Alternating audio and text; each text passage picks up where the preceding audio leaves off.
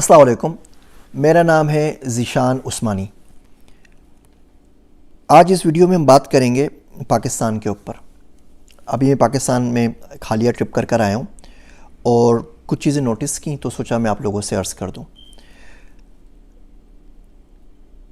मेरी बातों को क्रिटिसिज्म बराए क्रिटिसिज्म नहीं कीजिएगा कि मैं सिर्फ हमेशा एतराज़ ही करता रहता हूँ और तनकीद ही करता रहता हूँ और उसका सोल्यूशन या हल पेश नहीं करता। तनकीद आप उस पे करते हैं जिससे आपका कोई वास्ता हो, कोई लगाव हो, कोई रिश्ता हो, जिसके बारे में आप फ़िक्र नहीं रखते उस पे आप तनकीद भी नहीं करते। मोहल्ले का बच्चा, कोई अनजाने का बच्चा आके शोर मचाता रहे, रोड के ऊपर डांस करता रहे, ज़ाहिर बात है आप उसे कुछ नहीं कहेंगे। अपना बच्चा थोड़ी सी भी गलती करेगा तो आप उसकी सरजनिश करेंगे, क्योंकि आप चाहते हैं कि वो बेहतर हो जाए, क्योंकि आप चाहते हैं कि एक अच्छा इंसान बन जाए, क्योंकि आप चाहते हैं कि आपका उससे कोई ताल्लुक़ है तो आप उसको बेहतरी की तरफ गाइड कर सकें। पाकिस्तान के बारे में यही मामला है। हम जो देश से बाहर परदेसी होते हैं ना, हमें मुल्क बड़ा याद आता है। उसके खाने याद आते हैं, उसके लोग याद आते हैं, उसकी खुशबू भी याद आती है, उसके रास्ते भी याद आते हैं, उसकी अच्छाइयाँ भी याद आती हैं, उसकी बुराइयाँ भी याद आती हैं, उसका शोर भी याद आता है।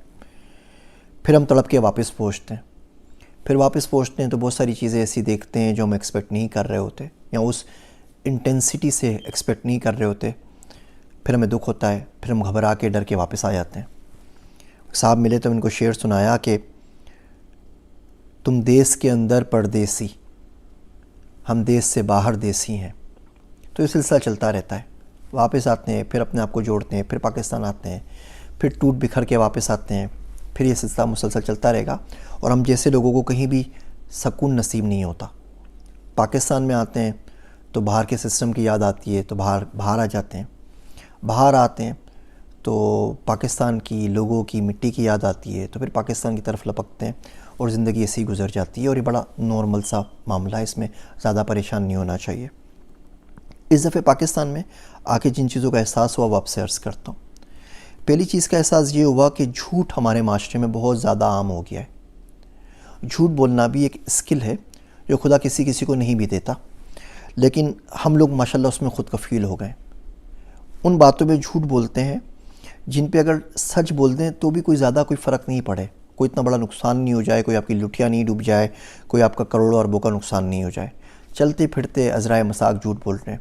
आपको मुलाकात के लिए आना था, आप नहीं आ सके, आप बता दीजिए कि भाई मैं सो गया था, देर से मेरी आँख खुली, मेरे पास कोई और मसरूफ़ियत हो गई थी, मैं फ़िल्म देखने चल पड़ा था, मैं कोई गाना सुनने बैठ गया था, मैं सोशल मीडिया के ऊपर टाइम ज़ाया करने बैठ गया था और वक्त का एहसास नहीं हुआ।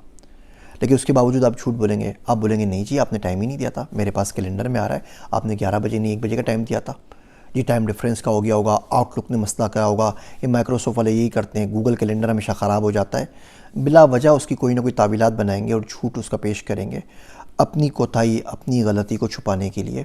वो छुपती भी नहीं है, सामने आ जाती है। कुछ चीज़ें ना छुप नहीं पाती। सूरज को आप छुपा नहीं सकते, चाँद को आप छुपा नहीं सकते, सच भी कभी नहीं छुपता, झूठ भी कभी नहीं छुपता। तो कोशिश करें मिन हैसुल कौम झूठ से थोड़ी सी तौबा कर लें, झूठ से पनाह मांगें। हम लोग जालिम हैं और अब आदी जालिम हो गए हैं, जुल्म करते हैं बग़ैर किसी वजह के, झूठ बोलते हैं बग़ैर किसी वजह के। ये काम ना करें। दूसरा, इस बात का शिद्दत से एहसास हुआ, पहले आता तो लगता था पाकिस्तान में एक आध कोई शख्स आपको बेवकूफ़ बनाने की कोशिश कर रहा है, चूना लगा रहा है। फिर उनकी तादाद बढ़ती गई। इस दफ़े लगा कि पूरा मुल्क ही चूना लगा रहा है, रियासत ही चूना लगा रही है। तो चूना लगाने वाले काम से थोड़ा सा परहेज़ करें। जो बंदा आपसे मुखातिब है उसने भी कहीं ना कहीं दुनिया देखी हुई होगी, वो भी कहीं ना कहीं से आ ही रहा होगा, किसी न किसी वजह से साल पे इस स्टेज पे पहुंचा है। तो जो बातें आप कर रहे हैं ना वो 10 साल 20 साल पहले भुगता चुका है। वो आपके चुंगल में नहीं आएगा, वो आपकी बातों में नहीं आएगा। कोशिश करनी चाहिए, अल्लाह ने कोई अक्ल दी है तो उसको सही कामों पे लगाएं, सिर्फ इस काम पे ना लगाएं कि सामने वाले शख्स को बेवकूफ़ बना के किस तरीके से आप उससे अपना मतलब निकाल लेते हैं, किस तरीके से उसको बेवकूफ़ बना के उससे पैसे लूट लेते हैं। ये कोई इतनी अच्छी बात नहीं है। तीसरी बात आपसे अर्ज़ करूं, हम लोग फ़ालतू चीज़ों में बहुत टाइम ज़ाया करते हैं। हम बिला वजह के बिज़ी हैं, हर शख्स मसरूफ़ है, हर शख्स भाग रहा है, दौड़ रहा है, हर शख्स के पास सर खुजाने को फ़ुर्सत नहीं है, नमाज़ पढ़ने का टाइम नहीं है, रब को याद करने का टाइम नहीं बचा। वो ज़िंदगी में इतना ज़्यादा मसरूफ़ हो गया है। और अब जब देखेंगे तो पता चलेगा वो 30,000 महीना कमा रहा है, 50,000 कमा रहा है, लाख 2 लाख कमा रहा है, उसके बावजूद बेचारा 19 घंटे मसरूफ़ है। एक तो हम लोगों को पता नहीं क्या मुसीबत चढ़ गई है कि हम बोलते हैं बिज़नेस करेंगे, बिज़नेस करेंगे, तिजारत करेंगे, तिजारत करेंगे, और नौकरी नहीं करेंगे, सर्विस इंडस्ट्री में नहीं आएंगे, और उसके ऊपर इस्लाम का सहारा लेते हैं, दीन को इस्तेमाल करते हैं। इस्लाम पाकिस्तान में यतीम हो गया है। यतीम बच्चा होता है ना, उसका कोई वाली वारिस नहीं होता, कोई इधर से चमाट मारता है, कोई इधर से चमाट मारता है, कोई इधर से गाली देता है, कोई इधर से ठुड्डा लगाता है, और बेचारा रोता पिटता फिर रहा होता है। यही हाल पाकिस्तान में इस्लाम का हो गया है। इस बात को जितने जल्दी मान लें उतना अच्छा है। इस्लाम हमारे मुल्क में लावारिस हो चुका है, दूर दूर तक उसका कोई पता नहीं है। यतीम बच्चे से बुरा उसका हमने हशर किया हुआ है। हमारा जो बन गया है, जिसको हम चाहते हैं, वो हमारा अपना नफ्स है, हमारी अपनी सोचें हैं, हमारी अपनी चाहत है, हमें अपना पैसा कमाना है। वो इस्लाम दूर दूर तक नहीं है। अब जुल्म ये करते हैं, ठीक है आप कर लीजिए, आप बोलें बिज़नेस कर रहे हैं, एक तरफ तो हो जाए ना, मुनाफकत ना करें। हम बोलते हैं नहीं जी हम इस्लाम पे चल रहे हैं, हम सिर्फ बिज़नेस इसलिए कर रहे हैं कि इस्लाम बोलता है बिज़नेस करना चाहिए और जॉब नहीं करनी चाहिए, और इसलिए हम तिजारत करते हैं। अच्छा, उस बिज़नेस को आप देखें तो बिज़नेस ये होता है कि एक दुकान खोल ली जाए जिसके पीछे 20 पेप्सी की बोतलें पड़ी हुई हों और आगे 4 लक्स के साबुन रखे हुए हों या लाइफ बॉय के, और आप बोलें आपका अपना कारोबार हो गया है। आप दिखने को बिज़ी हो गए, रोज़ सुबह जाते हैं दुकान खोलते हैं, रात तक दुकान पे रहते हैं, पूरा दिन बैठ के मक्खियाँ मारते रहते हैं, और आप कारोबार कर रहे हैं। अल्लाह के वास्ते ये कारोबार ना कीजिए। इतने ज़्यादा साबुन बेचेंगे, करेंगे क्या? इतने ज़्यादा साबुन पाकिस्तान अगर इस्तेमाल कर लेता तो हम लोग दुनिया के खूबसूरत तरीन और हाइजीन के ऊपर नंबर 1 होते। वो भी नहीं है। इन साबुनों से अगर गुनाह धुल जाते ना, तो कम से कम तो भी मैं बोलता इन साबुन को बेचने का काम शुरू कर दें। किसी गुनाह ही धुल रहे हैं, इनसे गुनाह भी नहीं धुलते। पूरी दुनिया को छोड़ के बाहर मुल्कों के लोगों का जो मीठा पानी है, पेप्सी, कोका कोला, वो बेच के उसको आप बिज़नेस समझते हैं। एक तो दुकानें हम टाइम पे नहीं खोलते, 11 बजे दुकान खोलते हैं, 12 बजे दुकान खोलते हैं, 2-2 बजे वीकेंड के ऊपर सो के उठते हैं। खुदा का खौफ करें। मैं पाकिस्तान में था, कराची में रहने के बावजूद मेरा 10 घंटे का टाइम रेफरेंस था बाकी मुल्क के साथ, उसी मुल्क में रहते हुए। कितनी अजीब बात है कि आप 2-2 बजे सो के उठें और फिर पूरी पूरी रात आप जागते रहें और खाने खाते रहें और जो कुछ करना है वो करते रहें। ये कहाँ का इंसाफ है? किसने आपको मना किया आप सुबह जाके 6 बजे शॉप नहीं खोल सकते, 8-9 बजे नहीं खोल सकते? नहीं आएंगे ग्राहक, नहीं आए, अपनी तो अपना किबला तो ठीक करें ना। अल्लाह ने रात सोने के लिए बनाई है तो रात को सो जाइए। आप पढ़ रहे हो, लिख रहे हो, उम्मत के लिए कोई काम कर रहे हो तो एक अलग बात है, अदरवाइज़ तो आम इंसानों की तरह पढ़ के सो जाना चाहिए। तुम जो बिज़नेस से हमें नफ़रत हो गई है, सॉरी बिज़नेस से कह रहा हूँ, जॉब से और सर्विस इंडस्ट्री से, ये कोई इतनी अच्छी बात नहीं है। अब यकीन जानिए, मैं आपसे एक बात कहता हूँ और कोशिश करें कि इसको समझ लें।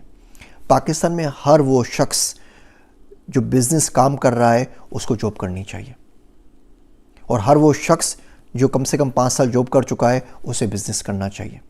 मुझे इसको थोड़ा खोलने दीजिए, एक्सप्लेन करने दीजिए। हम लोग सुबह उठ नहीं सकते। नवाब के बच्चे हैं ना, तो 8 बजे तो मौत आती है कि उठ के बाहर निकल के ऑफिस चले जाएं तैयार होके, 6 बजे उठ के फजर पढ़ लें। हम क्योंकि हडेराम हैं, हम क्योंकि काम चोर हैं, हम क्योंकि रात भर सोशल मीडिया के ऊपर और फिल्मों में लगाए रखेंगे और 11-12 से पहले उठ नहीं सकते, इसलिए हम जॉब नहीं करते। और फिर हम बोलते क्या है? हम बोलते हैं हम किसी के बाप के नौकर तो नहीं हैं, हम ग़ुलाम थोड़ी हैं, हम आज़ाद पैदा हुए, अपना बिज़नेस करते हैं, किसी के नीचे लग के काम नहीं करेंगे। सब बकवास है, सब झूठ है। सिर्फ इस वजह से ये अपने आप को धोखा दे रहे होते हैं कि सुबह उठते हुए मौत आती है। जॉब पे काम करेंगे तो 8 बजे जाना पड़ेगा ना, 9 बजे ऑफिस में पहुँचेंगे नहीं तो लात मार के निकाल देगा। इसलिए हमने एक ढसोकला पाला हुआ है, ढोंग रचाया हुआ है कि 11 बजे हम अपना बिज़नेस खोलते हैं और बिज़नेस में भी कोई काम नहीं करते। इसलिए इन सब को काम करना चाहिए, 5 साल जाके किसी के जूते खाने चाहिए ताकि अकल आए, पता चले इंडस्ट्री किसे कहते हैं, क्लाइंट कैसे सर्व होता है, किस तरीके से थोड़े से पैसे कमाए जाते हैं। उसके बाद कारोबार करेंगे, ज़रूर कामयाब हो जाएंगे। अगर आप 4-5 साल से जॉब कर रहे हैं तो बहुत सारी बेसिक्स आपकी ठीक हो चुकी हैं, आपको मार्केट का पता लग चुका है, आपको पता है कि क्लाइंट कैसे सर्व होता है। अगर आपने दयानतदारी से काम किए, फिर आप बिज़नेस करते हुए अच्छे लगेंगे। तो इन दोनों को हमने रिवर्स करना पड़ेगा। तमाम लोग जो बिज़नेस खोल के बैठे हुए ना, छोटी छोटी शॉप्स जिसमें साबुन और बोतलें बेच रहे हैं, उनको आप लगा दीजिए जॉब्स के ऊपर, और जो बच्चे काम कर रहे हैं जॉब्स के, उनके ऊपर उनको बोलें कि आप उनका रुझान बिज़नेस की तरफ करें तो बहुत ज़्यादा फ़ायदा हो जाएगा।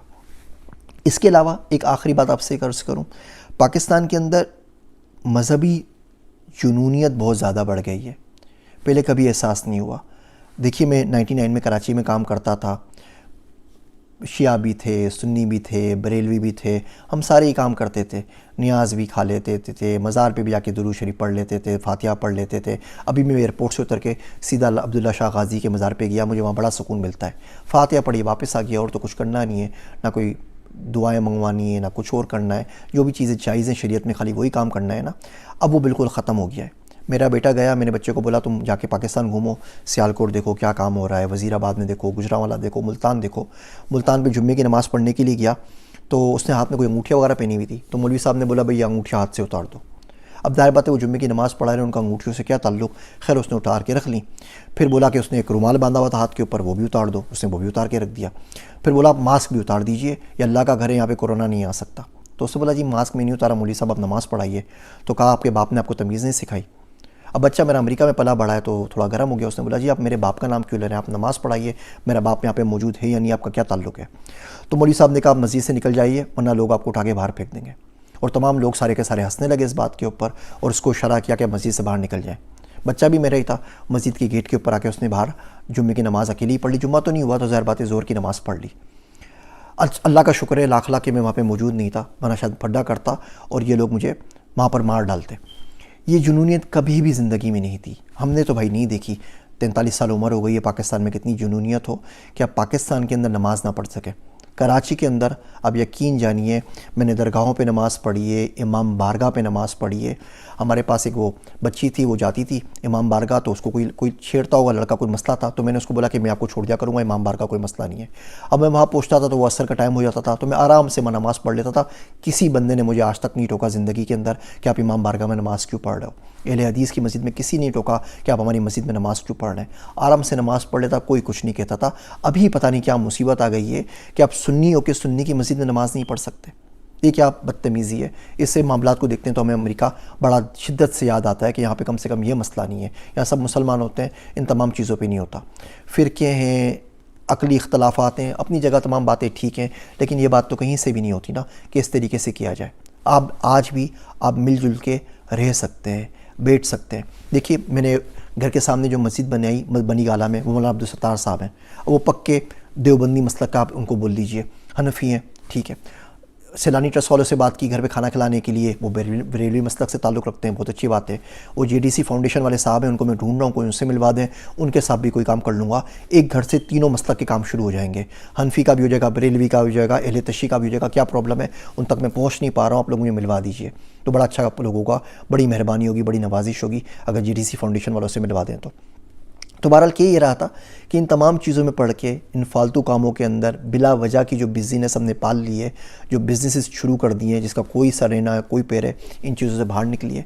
झूठ से और जुल्म से तौबा कीजिए, पूरा फोकस कीजिए स्किल सीखने के ऊपर, हुनर सीखने के ऊपर, नई इमर्जिंग टेक्नोलॉजी सीखने के ऊपर।